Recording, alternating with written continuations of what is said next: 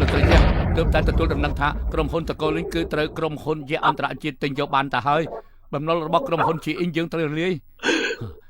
តាមពិតក្រុមហ៊ុនជាអន្តរជាតិសោះយើងសៀអ៊ីងនិងតាកញ្ចាស់នេះចាត់ទុកថ្ងៃនេះសំណាងរបស់ពួកឯងចុះប៉ុន្តែថ្ងៃនេះគឺយើងមិនទាន់បញ្ចប់ទេទៅ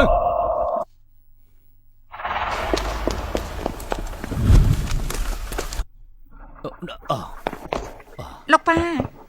មិនអីទេកូនស្រីកូនពិតជាល្ងងណាស់អ្នកប្រុសអ្នកនេះមិនមែនជាមនុស្សងាយស្រួលនោះទេថ្ងៃក្រោយគេប្រកាសជាមកវិញរកកូនទាបំណុលមិនខាននោះទេកូនរៀបការជាមួយនឹងគេទៅបានទេលោកប៉ាកំពុងនិយាយពីអីហ្នឹងអ្នកប្រុសលេងគឺជាព្រះអម្ចាស់នៅខេត្តជាងនេះបើត្រូវការប្រាក់មានប្រាក់រូបរាងគេក៏ក្រាន់បើមានរឿងអីកូនមិនយល់ព្រមទៀតលោកប៉ាឆាប់បង្ខំខ្ញុំទៀតទៅក្នុងចិត្តកូនមានអ្នកដែលកូនស្រឡាញ់ហើយអ្នកណាទៅគឺលោកពូម្នាក់នេះយើងត្រូវទៅជួយនាងមាញ់នេះអមិនគឺនាងសងគុណយើងទៅថោកពេកបែបនេះកូនស្រីនេះមិនស័ក្តិសមទេ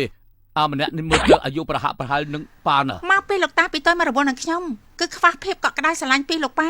ខ្ញុំប្រាប់លោកប៉ាឲ្យហើយថាថ្ងៃស្អែកខ្ញុំនឹងរៀបចំពិធីភ្ជាប់ពាក្យដើម្បីឲ្យដាច់ចិត្តពីកំណត់របស់កូនស្រីដើម្បីប្រាក់អាយ៉ាលោកពូទៅណាហ្នឹងពួកយើងនៅមិនទាន់ចោះអីតាស្វិលទេមិនមែនទេអីនាងទៅមែន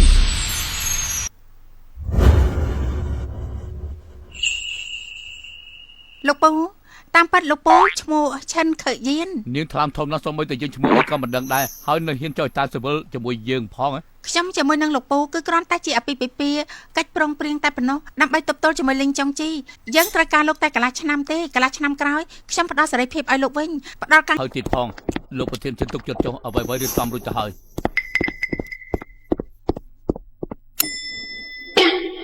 ចាំខ្ញុំផងណែអចិន្ត្រៃយ៍ច្រានយើងធ្វើអីអ្នកដឹកជញ្ជូនសុំអីហុយឯងមកពីណាឃើញច្បាស់ហើយនៅកន្លែងនេះសម្រាប់តែលោកប្រធានទេបើអញ្ចឹងតាមយ៉ាងម៉េចទៅយើងអាសាប្រើចដាជននេះតើឯងយល់ទេអ្វីហៅថាសម្រាប់លោកប្រធានប្រកាសបើចង់បន្លំឡើងទៅនិយាយទៅហើយថាឧស្សាហ៍ចូលទីនេះទៀតផងអ្នកលោកប្រធានជឿថាខ្ញុំសុំទោសមានបញ្ហាបន្តិចតួចណាខ្ញុំបានដោះស្រាយរួចរាល់ហើយពួកយើងអាចឡើងទៅបាន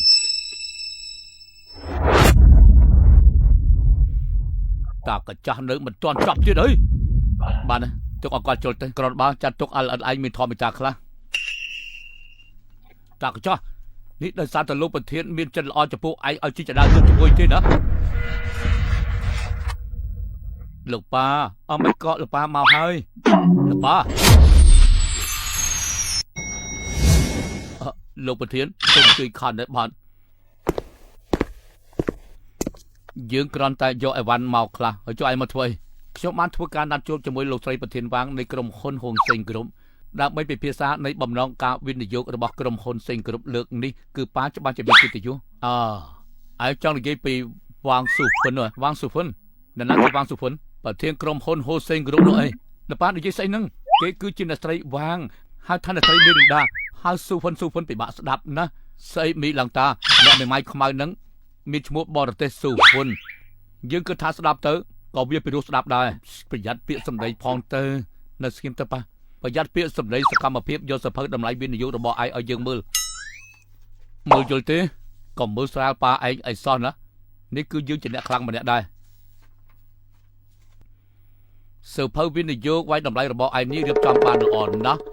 ប៉ុន្តែដូចជាមានប្រយោជន៍ដល់ស៊ូហ្វិនពេកហើយប៉ាឈប់និយាយប្រេះផ្ដាស់ទៀតទៅបានទេ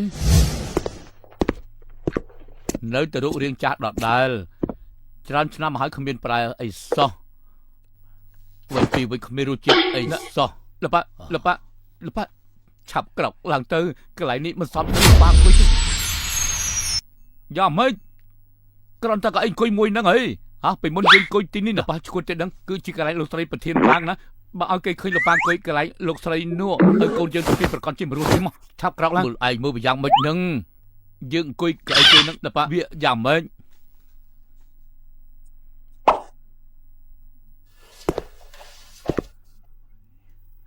ណែលប៉ាកុំប៉ះពាល់ផ្ដាស់លប៉ាណែអត់មកខ្ញុំណែរបស់លេងនេះនាងនៅរសារទុកទៀតណែលប៉ា លប៉ាខ្ញុំលប៉ានេះគ្រាន់តែជាបាល់កញ្ចាន់តើខ្ញុំគ្រាន់តែលេងនឹងមើលលប៉ាខ្ញុំមើលឲ្យខ្ញុំឲ្យលប៉ាដៃមើលឲ្យមើលលប៉ាឲ្យមើល បាយហើយ អើយដល់ ជាណាមិញឯងឈួតហើយឯងហ៊ានបោករបស់អ្នកស្រីប្រធានផងការវិនិយោគរបស់ឯងពេលនេះគឺត្រូវចាប់ហើយវើយ មិត្តរួមថ្នាក់ចាស់ឯងកុំខឹងអីណារបស់នេះខ្ញុំនឹងសងវិញមិនអីទេ ហើយចុះអ្នកដឹកជញ្ជូនម្នាក់នេះតើគេជានរណាទៅឲ្យគេចេញក្រៅភ្លាមទៅ គាត់គឺជាប៉ារបស់ខ្ញុំ លប៉ាឯងជាណាមិញ